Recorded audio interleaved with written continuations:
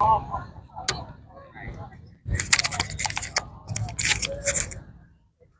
อกราบถวายความ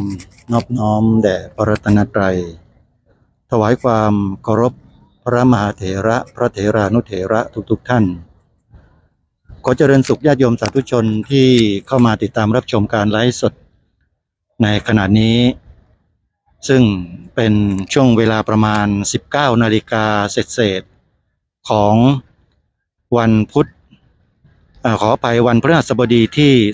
13 กุมภาพันธ์พระพุทธศักราช 2568 กระผมและอาตมาภาพมายืนอยู่ที่บริเวณมณฑลพิธีท้องสนามหลวงซึ่งวันนี้ถือโอกาสในช่วงจังหวะที่เหมาะสมก็ออกมาทำการไลฟ์สดเพื่อนำภาพบรรยากาศของผู้คนที่หลั่งไหลกันเข้ามากราบสักการะบูชาพระบรมสารีริกธาตุในส่วนของพระธาตุเกี้ยวแก้วจะได้อัญเชิญมาจากประเทศจีนตั้งแต่ปีที่แล้วก็จะสิ้นสุดลงในวันพรุ่งนี้วันสุดท้ายแล้วท่านผู้ชมในวันพรุ่งนี้เป็นวันที่เปิดโอกาสให้พี่น้องประชาชนคนไทยเราเข้ากราบสักการะบูชาพระธาตุเกี้ยวแก้วเป็นวันสุดท้ายวันนี้จะเห็นว่าจะมีผู้คนหลั่งไหลกันเข้ามากราบถวายสักการะพระบรมสารีริกธาตุพระธาตุเกี้ยวแก้วซึ่งประดิษฐานอยู่ภายในพระมณฑปที่จัดประดิษฐานไว้อยู่ภายในมณฑลพิธีท้องสนามหลวงถ้ามองจากมุมด้านซ้ายมือก็จะเห็นภาพพระมณฑปที่ประดิษฐานพระธาตุเกี้ยวแก้วอย่างชัดเจนนะฮะจะมีทั้งพระสงฆ์แล้วก็บรรดาญาติโยมสาธุชนจำนวนมาก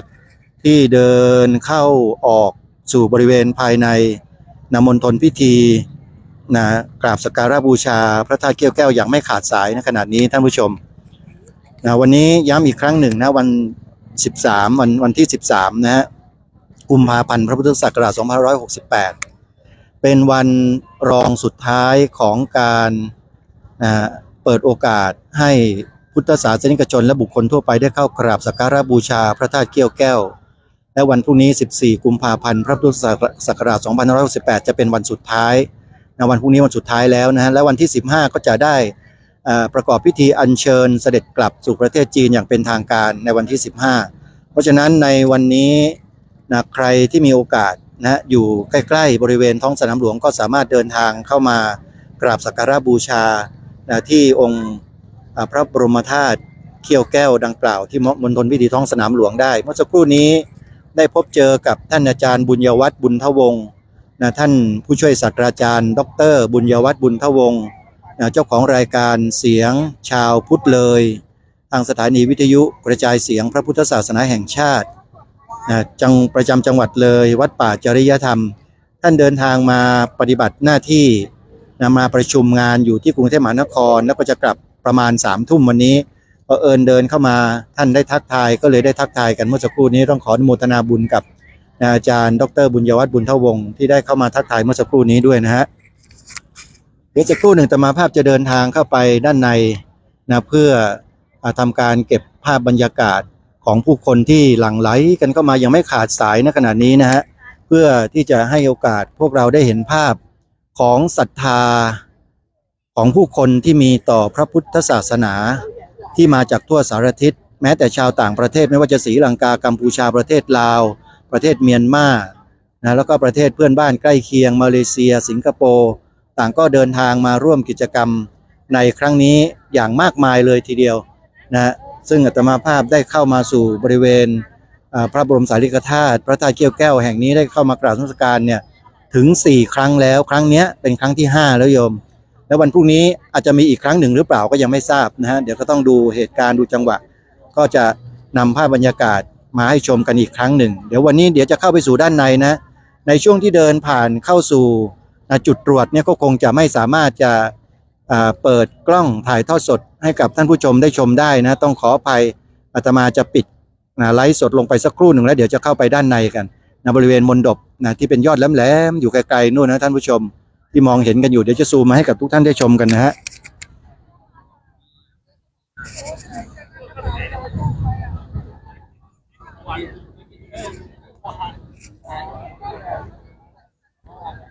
ค นี่คือภาพบรรยากาศที่มีผู้คนแห่แหนกันเข้าไปสู่ด้านในเพื่อกราบสักการะบูชาพระธาตุเกี้ยวแก้วที่ได้อัญเชิญมาจากประเทศจีนซึ่งวันนี้เป็นวันรองสุดท้ายของการเปิดโอกาสให้ผู้คนได้เข้ากราบสักการะบูชาจึงเป็นธรรมดาที่ผู้คนที่ยังไม่ได้มีโอกาสได้มากราบสักการะบูชาก็จะเดินทางเข้ามาสู่ด้านในกันเป็นจำนวนมากท่านผู้ชมและนี่ก็เป็นภาพบรรยากาศสดๆที่มณฑลพิธีท้องสนามหลวงที่อาตมาภาพได้นำภาพบรรยากาศมาถ่ายทอดให้กับทุกท่านได้ติดตามรับชมกันอนุโมทนาบุญโยมแม่จงรักโสพลนะอย่าลืมงานครบรอบสถานีวิทยุวัดป่าจริยธรรมนะวันที่8-9มีนาคมนั่น8-9 มีนาคมไปร่วมบุญกันนะที่วัดป่าจริยธรรมนะโยมแม่นะอนุโมทนาด้วยนะที่เข้ามาติดตามรับชมนะสาธุชนที่เข้ามาติดตามรับชมวันนี้ถือว่าเป็นผู้ที่โชคดีนะโยมนะเพราะว่าการจะมาไลฟ์สดถ่ายทอดสดกิจกรรมที่เป็นมหากุศลอันแรงกล้าที่มีผู้คนหลั่งไหลกันเข้ามากราบสักการะบูชาสิ่งที่เขาเคารพนับถือในที่นี้ก็หมายถึงอุเทสิกะเจดีย์ซึ่งเป็นพระบรมสารีริกธาตุในส่วนของพระธาตุเกี้ยวแก้วของพระสัมมาสัมพุทธเจ้าประดิษฐานไว้ภายในพระมณฑปชั่วคราวภายในมณฑลพิธีท้องสนามหลวงซึ่งเป็นส่วนกลางของเมืองหลวงของไทยด้านหลังที่เห็นยอดแหลมปราสาทแหลมๆนั่นก็คือพระที่นั่งจักรีมหาปราสาท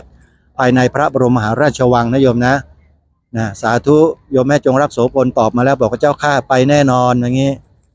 ชวนกันมาเลยเยอะนะโยมนะมาช่วยกันวัดป่าจริยธรรมนั้นยังมีอะไรต้องทำอีกเยอะแยะเลยโยมนะแล้วก็ญาติโยมที่อยู่ทางจังหวัดเชียงใหม่วัดหนองกายวัดฝายหินก็มาร่วมกันนะโยมนะในช่วงนี้ทางโฆษกในงานก็ประชาสัมพันธ์นัดหมายผู้คนกันโยมเหมยจุมอ่อนมากราบหรือยังโยมเหมยพรุ่งนี้วันสุดท้ายแล้วนะโยมเหมยนะเจริญพรมากราบสักการะบูชาที่ท้องสนามหลวงนะโยมขอเชิญนะอนุโมทนาบุญด้วยที่เข้ามาคอมเมนต์กราบสาธุสาธุอนุโมทนาบุญอนุโมทนาบุญเจ้าข้าสาธุโยมโมทนาบุญด้วยนะท่านสาธุชนพรุ่งนี้วันสุดท้ายแล้วนะพรุ่งนี้วันสุดท้ายแล้วขอย้ำพระธาตุเกี้ยวแก้วที่อัญเชิญมาจากประเทศสาธารณรัฐประชาชนจีนเนื่องในโอกาสเฉลิมฉลองวันสถาปนาความสัมพันธ์ระหว่างไทยจีนครบ50 ปีและเป็นการเฉลิมพระเกียรติแด่พระบาทสมเด็จพระเจ้าอยู่หัวซึ่งมีพระชนมายุครบ6 รอบ72 พรรษาเมื่อปีที่แล้วนะโยมนะถ้าหากว่าใครที่จะมาร่วมกราบสักการะบูชาก็ขอเชิญได้โยมอนุโมทนาบุญทุกท่านนะฮะช่วงนี้เวลา 19:13 นาทีทางท้องสนามหลวงเจ้าหน้าที่จะเปิดให้เข้าสักการะบูชาสิ้นสุดลงเวลา 20 นาฬิกานะ20 นาฬิกา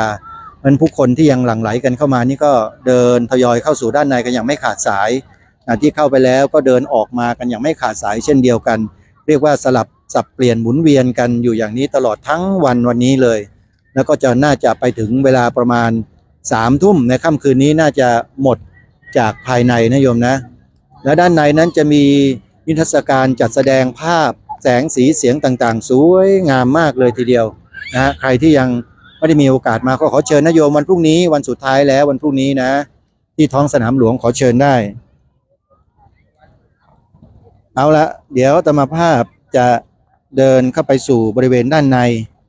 เพื่อให้ทุกท่านเข้าไปชมพื้นที่บริเวณด้านในว่าผู้คนที่แห่แหนกันมาเวียนประทักษิณรอบพระมณฑปที่ประดิษฐานพระธาตุเกี้ยวแก้วนั้นจะมีผู้คนจำนวนมากมายเพียงใดนะฮะเดี๋ยวจะนำภาพบรรยากาศถ่ายทอดสดอีกรอบหนึ่งในช่วงต่อไประยะใกล้ๆนี้แหละนิยมแล้วก็จะนำภาพมาให้ชมกันช่วงนี้เดี๋ยวขอเก็บภาพเก็บกล้องเก็บขากล้องต่างๆนี้ก่อนนะฮะแล้วเดี๋ยวจะเข้าไปไลฟ์สดด้านในให้ท่านชมอีกครั้งหนึ่งขอเจริญพรโยมเดี๋ยวสักครู่หนึ่งติดตามรับชมกันนะ